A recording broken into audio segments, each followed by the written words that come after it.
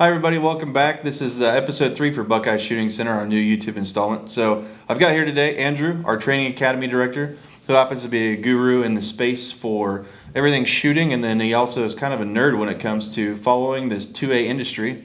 So this video is a little unique. We're not going to review any products or anything today, but we are going to discuss SB215.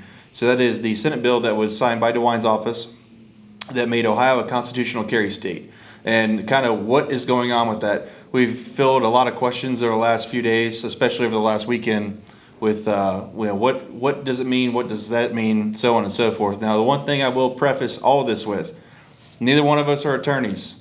We may look smart, but we are not smart enough to be attorneys. So, with that going forward, I think we'll just kind of cover some of the highlights for Senate Bill 215 and go from there. So, SB 215 made Ohio a constitutional carry state. Once it was signed, it had 91 days before it becomes law, and I think that day is June 13th? I believe it's the middle of June, yeah. I've been telling most of the students in the training academy that wait until July, just so no one gets confused on the dates or anything like that. So, yeah, it's going to be taking place in the middle of June. Yeah, so what does this mean? So all this really means is that we can now, as Ohioans, conceal carry, as long as we're law-abiding citizens, i.e. still can't be a felon and be in possession of a firearm. Right? Still have to be legal age to possess a firearm, so 21 years, or a handgun, excuse me. So 21 years old to be able to keep that. But there's some gray area. And again, we are not attorneys, but we wanted to cover a couple of things. So what was one of the most unique things that you saw to it? When I read SB 215, there was two really big takeaways for me. And that is that first and foremost, this is a permitless carry bill. So all the carry laws still exist exactly how they were written in the original Ohio law book for carry. The only big difference is you now no longer have to go through the permitting process. So you still can't carry in the same places you couldn't carry before. You still can't consume alcohol when you're carrying. And a really big takeaway from this is that if you choose not to get the permit and to participate in permitless carry, this law only applies to the Ohio citizen's right to carry within Ohio. So if you're the kind of person that maybe goes to one of our neighboring states, for example, West Virginia also has permitless carry. But as an Ohio citizen, you still need to have the Ohio permit to carry in West Virginia, because their law, just like our new law, only applies to citizens of West Virginia. The other really big difference that SB 215 has done for the law is it's removed the duty to inform. So Ohio has been for a long time a duty to inform state, which means during any interaction with a law enforcement officer, if you are armed, you are legally required to immediately let them know you are armed. Now, this law changes that. You no longer have that duty to inform. However, the steps for interacting with law enforcement are still the same. You still have to keep your hands in plain view. You still cannot reach for that gun in any way. And if you have to touch that gun, maybe it's in your glove box and that's where your registration is, you should still ask them if they have any specific instructions pertaining to your firearm. Yeah, it's a lot to unpack. It's a 70 something, I think it's 77-page document to unpack. And unfortunately, Andrew and I both have read through it. Again, neither one of us are lawyers, and there's a lot of lawyer speak in there. So everything Andrew said is the same synopsis that I got from it too. And then one of the unique things that I understand from it as well, again, not an attorney, is there is a very, very gray area on can you conceal carry in a vehicle.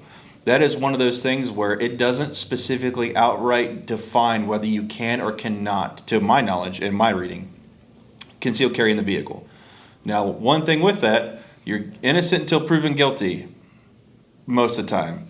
The one thing that hasn't been done is there has not been a precedent set by a court at any level in the state of Ohio on this whatsoever. So the way I read it is subjective to the first instance that happens, which, being me, I'm always going to maintain a permit. My wife's from Pennsylvania. I've got family in Pennsylvania. I travel there a couple times a year. I want to be able to carry when I'm on the road. I will maintain it. The other thing is, being a gun store, you get to, at least here at Buckeye, I know everywhere's different. Every business has a right to run their business the way they want to. But we allow, according to the Ohio Revised Code, we allow you to bypass a background check or use your concealed carry permit in lieu of the background check. Now, there's still a little bit of paperwork involved for the tracking on our side, what the ATF requires us to do. But you can go through and do your background check. It takes 5 minutes as opposed to 30, 45 minutes sometimes. So, and buying enough guns, that's worth it just to me itself. But there's a lot to unpack here. The highlights are going to be the duty to inform is no longer there. However, being both Andrew and I are prior service, we employ a lot of military or a lot of retired law enforcement here. The whole respect both ways, I still stand on that 100%. So whenever I'm interacting with law enforcement, even if they tell me I don't have to do it, I'm still going to do it just because I have respect for the officer and what they're doing. To each their own. Absolutely. And this is something that I parrot in every single one of my classes, especially classes pertaining to handgun use and defensive use of firearms. Whenever it comes to interacting with with any law enforcement presence, more information about the location and availability of weapons is better for officers.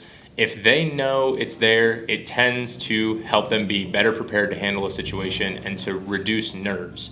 It's like Zack said, it's much more of a respect thing. Make sure that they don't encounter any surprises during the incident, and make sure that you don't provide them with any reasons to become nervous or to become anxious. So I still tell all my students, yes, you don't have to tell law enforcement officers after the middle of June if you're carrying a firearm. However, I still recommend it. And what I do still recommend for everybody, if you are interested in carrying a firearm in the state of Ohio, is to still get a hold of that Ohio CCW law book from the Attorney General's office and be familiar with the laws in our state, because ignorance is no excuse for breaking the law. And even though you are now no longer required to take a class to carry a gun concealed, you still are required to follow every single law in our state. So be familiar with where you can and can't carry. Be familiar with what is deadly force and when are you allowed to use it.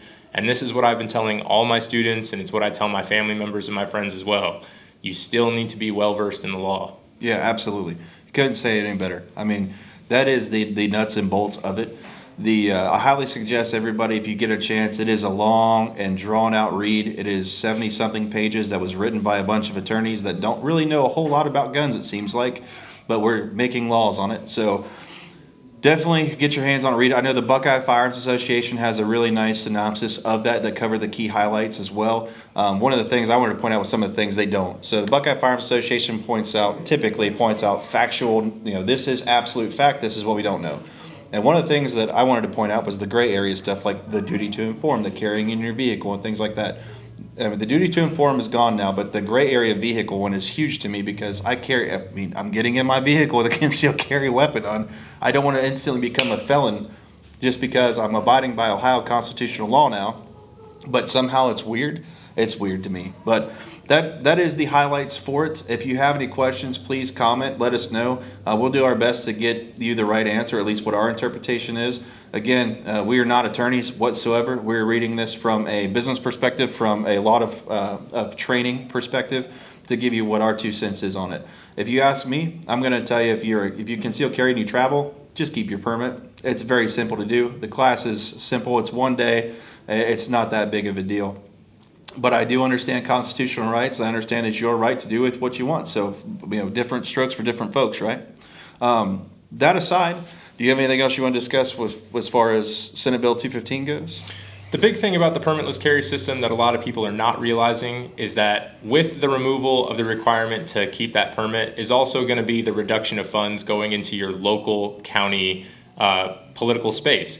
So all those fees that people pay for their concealed carry permits, those fees go to their local sheriffs, and those funds go to local programs. So if you still do want to support your local community and you still want to get that permit, you should know that those funds do stay within your community. They do go towards keeping your community safe. And just like Zack said, that permit does still offer you benefits, like not having to notify the FBI every single time you buy a firearm. Yeah, that is very true. Now, the one thing that I think is very important for everybody watching at home to understand is we're not advocating one way or the other. We have always been a proponent here at Buckeye Shooting Center of you do you. When COVID was going on, I think most of you know how we treated that and handled that. I believe every adult is smart enough to make their own decisions. All we're trying to do is give you a lot of the facts, and then B, our 2 cents in interpretation of what some of the gray areas are, not being attorneys, but being in this space. Andrew makes very valid points. That money for CCW permits does stay local, stays with your sheriff's office. And I mean, I will always maintain my permit just because A, I buy enough guns to justify not waiting a half an hour to an hour to do a background check. And then B, I travel a lot. So, and I like to be able to carry my firearm across state lines. So, Absolutely. And with the reciprocity laws the way they are, and Ohio has always been one of those states that has always had good, upstanding training requirements. Yep.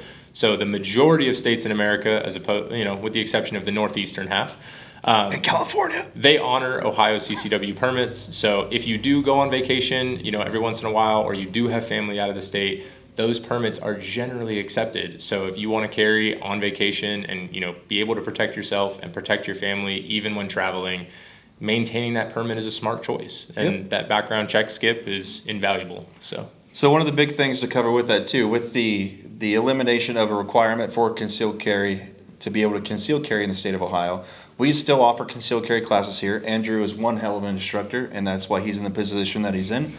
We are also going to be revamping our training academy as well over the next month or so. There's going to be an overhaul. We will continue to offer CCW classes as well. That way, those people that want to maintain and keep their CCW license will be able to do so. But stay tuned for some of the fun stuff that's coming out. We're going to take and adapt some more of the entry-level classes, or what I would consider like level 1 type classes, to smaller, digestible 2 to 3 hour classes at a much lower price point to still get through and drill. At the end of the day, I think I can speak for everybody here at Buckeye Shooting Center. Regardless of the decision that you make, you should always be training. There is no excuse for poor execution and training when it's available to you. That is one of the biggest flaws I see happen, is a lot of people will spend thousands and thousands and thousands of dollars on guns and spend $0 on training. It's a tool. You can't be a carpenter and have a shitty hammer, right? That is one of those things that you spend money on the training, and it's well worth it. It is a perishable skill that you will lose over time. Trust me, as somebody who wasn't able to shoot for a while and getting back into the range, it is definitely apparent how rusty I am, especially going for mag changes and transitions. It is very rough, but definitely train.